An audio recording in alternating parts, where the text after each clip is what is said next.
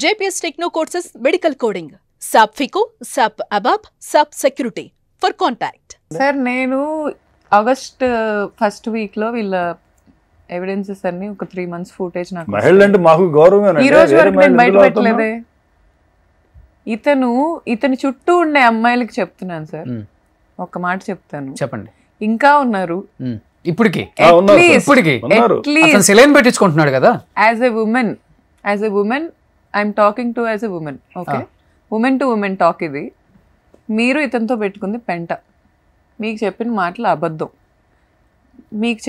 అబద్ధం, మీరు ఇతనితో పెట్టుకుంది పెంట. ఈ చిక్కులో నుంచి మీరు బయటపడండి. అతను నన్ను కావాలని ప్రొవోక్ చేస్తున్నాడు. నా మీద గౌరవం లేదు, నా మీద ఇష్టం లేదు. ఓకే, మీ మీదన్నా ఉందో లేదో మీరు అట్లీస్ట్ ఇప్పటికి బయటికి రాని వాళ్ళు, నేను ఎవరితో మాట్లాడుతున్నానో వాళ్ళకి అర్థమైద్ది. అసలు బయటికి రాకండి, నా సజెషన్. ఎందుకంటే మీలాంటి వాళ్ళతో పెట్టుకోవాలని కూడా నాకు లేదు. అది చాలా పెద్ద ఇష్యూ, నాకు అనవసరం. దయచేసి అతన్ని కూర్చోబెట్టి 2 పీకుతారో లేకపోతే బతిల్లాడతారో ఏం చేస్తారో మీరు చెప్తే వినే పరిస్థితిలో అతను ఉన్నాడు.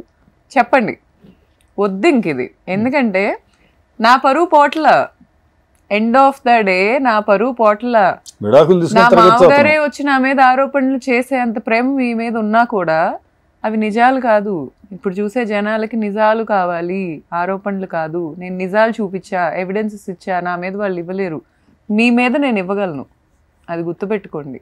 నాకు ఇప్పటిదాకా ఇన్వాల్వ్ అయిన ఉమెన్ వాళ్ళ మదర్స్ అందరికీ నేను దండం పెట్టి సారీ చెప్తున్నాను. ఎందుకంటే మీ పిల్లలు వచ్చినందుకు మీరు చేసిన తప్పని నేను అనుకోవట్లేదు. మీ అందరికీ నేను నిజంగా క్షమించమని అడుగుతున్నాను. నేను చేసిన చాలా పెద్ద తప్పు అయి ఉండొచ్చు మీ లైఫ్లో, మీ పిల్లలు కూడా నా లైఫ్లో చాలా పెద్ద తప్పు చేశారు. అందుకే నేను ఇన్వాల్వ్ అవ్వాల్సి వచ్చింది. మీ పిల్లల పర్సనల్ లైఫ్లో నేను ఏ రోజు రాలేదు.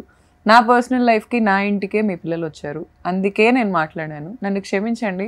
నా దగ్గర 100 ఎవిడెన్స్లు ఉన్నా నేను కొన్నే ఎందుకు ఇచ్చానంటే ఎస్టాబ్లిష్ అవ్వాలి, నేను మాట్లాడేది అబద్ధం కాదు అని తెలియాలి. అంతవరకు నేను చూపించా. నేను మాట్లాడేది అబద్ధం కాదా కాదా కాదా నిన్న కూడా మా మామగారు కూర్చొని న్యూడ్ వీడియోలు ఇవ్వమని అడుగుతున్నారు, రెచ్చగొడుతున్నారు. దానివల్ల వాళ్ళ అబ్బాయికి అయితే ఏం పోదు. నేను చెప్తున్నా కదా, దానివల్ల వాళ్ళ అబ్బాయికి అయితే ఏం పోదు. ఎండ్ ఆఫ్ ద డే నేను ఒక ఉమెన్గా లాస్ అయ్యాను, మీరు ఒక ఉమెన్గా లాస్ అవుతున్నారు. ఇది ఇక్కడితో ఆగాలంటే ఆ వ్యక్తి వచ్చి స్టాండ్ తీసుకోవాలి. ఏదో నా కోసం తీసుకోవాలి, లేకపోతే మీకోసం తీసుకోవాలి. తీసుకుంటే నేను నా బిడ్డతో కాస్త ఊపిరి పీల్చుకుంటాను. మీరు కూడా ఈ స్కాండల్స్ వీటన్నిటి నుంచి బయటపడతారనేది నా ఒపీనియన్. నా దగ్గర ఏమీ లేవు అని అతను మీకు చెప్పే మాటలు నమ్మొద్దు. యాజ్ ఏ ఉమెన్ చెప్తున్నా, యాజ్ ఏ ఉమెన్ ఒక పాజిటివ్ ఇంటెన్షన్తో చెప్తున్నాను. నన్ను ఈ పరిస్థితికి అతనే తీసుకొచ్చాడు.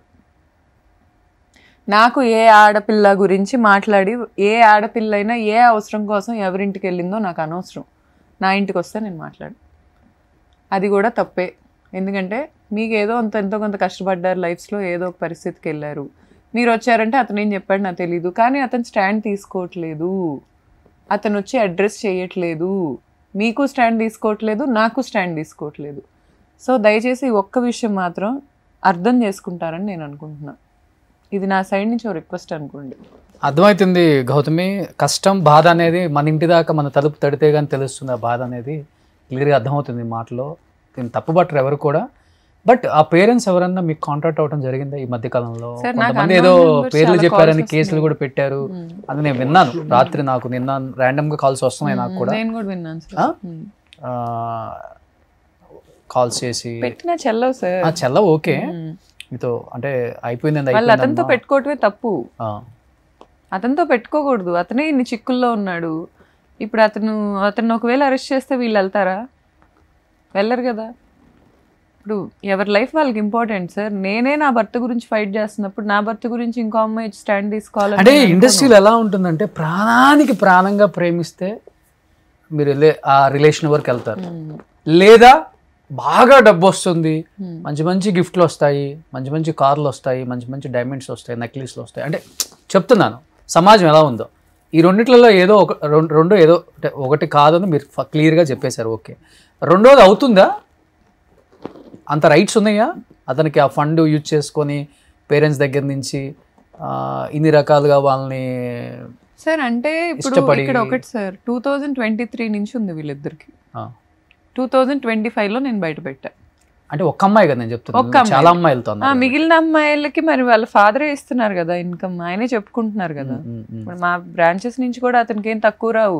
ఈ రోజు కాకాని బాబు గారు వచ్చి కూర్చొని జిస్మత్తే ఉంది టిష్యూ అంటే కుదరదు. నాకు డాక్యుమెంటేషన్ ఉంది, నాకు లీగాలిటీ ఉంది. నేను వచ్చి మీ బిజినెస్లు క్వశ్చన్ చేసేదాకా చేయొద్దు, నాకు అనవసరం. నా రెస్టారెంట్లో ఏం నడుపుతున్నారో వచ్చి నన్ను అడగండి, నేను చెప్తా. ఆయన వచ్చి అడగాలంటే నా రెస్టారెంట్కి వచ్చి అడగమనండి, నేను చూపిస్తా. మీరు డైరెక్ట్ ఫేస్ చేయడానికి రెడీగా ఉన్నారు. అసలు business is secondary to me. Okay, primary thing is personal life. అమ్మాయిల జీవితం. ఈ అమ్మాయిల లిస్ట్ లో నెంబర్ 1 పేరు నాది. ఓకే, రితు చౌదరి ఇప్పుడు 8th నెంబర్ 9th నెంబర్లోనే ఉంది. మధ్యలో గౌతమ్ వాళ్ళ వైఫ్ వచ్చింది. వాళ్ళు ఎంత గోత్రయ్యారు మీకు తెలుసా? వాళ్ళ అమ్మా నాన్నకి నేనంటే చిరాకే, నేను రిజెక్ట్ చేయను. వాళ్ళ ఊర్లో ఒక చిన్న పల్లెటూరు, ఆ అమ్మాయిది నేను ఓపెన్ గా మీడియాలో వదిలే ఫోటో, వాళ్ళ చాట్స్ వదిలే. వాళ్ళ అమ్మా నాన్న ఎంత గోత్రం అయి ఉంటారు ఆ అమ్మాయిని కన్నందుకు? ఒకసారి ఆలోచించండి. ఆ అమ్మాయి అయితే మహేష్తో ఉండే ముందు వాళ్ళ అమ్మకైతే ఫోన్ చేసి అమ్మ నేను ఉండనా అని అడగదు, కానీ ఎండ్ ఆఫ్ ద డే అమ్మ నన్ను కాపాడని అడిగిద్ది. రెస్పాన్సిబిలిటీ అయితే తీసుకోవాలి మదర్ అండ్ ఫాదర్. వాళ్ళు తీసుకున్నారు, ఆ అమ్మాయిని ప్రొటెక్ట్ చేసుకుంటున్నారు స్టిల్, కానీ ఎంత గోత్రం అయి ఉంటారు? మధ్యలో కిరాక్ సీత పేరు ఎందుకు వచ్చింది సార్? కిరాక్ సీతకి ఇతనికి ఎఫ్ఐఆర్ ఉందని నాకైతే డౌట్ లేదు, నాకు ఎలాంటి అజంప్షన్ లేదు. కాకపోతే నేను గౌల్దొడ్డి బ్రాంచ్ మాది ఓపెనింగ్ చేసుకుంటుంటే క్రికెటర్ని వెతుకుతున్నా నేను. ఆ క్రమంలో నేను నితీష్ రెడ్డి గారితోనూ వాళ్ళ అసోసియేట్స్ తో మాట్లాడటం జరిగింది. ఈ ప్రాసెస్ నడుస్తుంది. మేము ప్రతి ఓపెనింగ్ ఒక సెలబ్రిటీని పిలుస్తాం. నాకు ఆయన అంటే అప్పుడు కొంచెం ఆయన లైమ్ లైట్ లో ఉన్నారు, నేను పిలుచుకోవాలనుకున్నాను, మాట్లాడుతున్నాను. ఈ అమ్మాయికి ఆ ఇన్ఫర్మేషన్ ఎవరిచ్చారో నాకు తెలియదు. నా బ్రాండ్ తో అమ్మాయికి సంబంధం లేదు, నా బిజినెస్ తో అమ్మాయికి సంబంధం లేదు, మీ ఇద్దరికి ముఖ పరిచయం లేదు, నాకు లేదు. ఓకే, ఇతని సినిమాలో అమ్మాయి యాక్ట్ చేసింది, ఇతని జంక్షన్ ఇంటికి అమ్మాయి వెళ్ళింది, కానీ నేను లేనప్పుడు, సో నాకు తెలీదు. ఈ అమ్మాయి నాకు మెసేజ్లు పెట్టడం మొదలుపెట్టింది ఇన్స్టాగ్రామ్లో. ఫస్ట్ నేను బాగా మాట్లాడా, ఇన్ఫ్లుయెన్సర్, బేబీ సినిమాలో ఎంతో కొంత ఫేమ్ వచ్చింది, నాకు హెల్ప్ చేయాలనుకుంటుంది, which is a good thing. అవునా, థ్యాంక్ యూ అనే మాట్లాడా. తర్వాత అమ్మాయి ఒక మాట అంది, మీరు చేసే దాంట్లో పని అవ్వదు, మీరు ఎవరినైతే అప్రోచ్ అవుతున్నారో వాళ్ళు క్రికెటర్స్ని తేలేరు, నేను ఒక కాంటాక్ట్ ఇస్తాను, మీరు తీసుకోండి, మీరు చేసే దాంతో పని అవ్వదు, మీరు చేసుకోలేరు అది. ఇది ఎగ్జాక్ట్ మహేష్ లాంగ్వేజ్, ఇది ఎగ్జాక్ట్ మహేష్ లాంగ్వేజ్. మహేషే ఇలా మాట్లాడతాడు, నువ్వు చేయలేవు, నువ్వు చేయలేవు అది, నేను ఈ నెంబర్ ఇస్తా, ఈ నెంబర్తో చేసుకో. ఇలా కించపరచడం ఈజ్ హిస్ ప్యాటర్న్. ఈ మ్యానిపులేషన్ ప్యాటర్న్ కి ఒక మీడియం గా వాడుకున్నాడు ఆ అమ్మాయిని నాకు అనిపించింది. నేను వెంటనే ట్రిగ్గర్ అయ్యా. అసలు నీకెలా తెలుసు?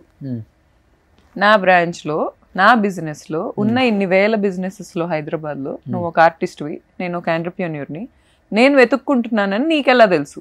నీకెవరు చెప్పారు? ఏదేదో మాట్లాడతావేంటి, అసలు అదేవాడు అడిగాడు అంద అమ్మాయి. అసలు నువ్వెవరు? నేను రితుని కూడా ఒకటే అడుగుతున్నాను, నువ్వెవరు నా ఫ్లాట్కి రావటానికి?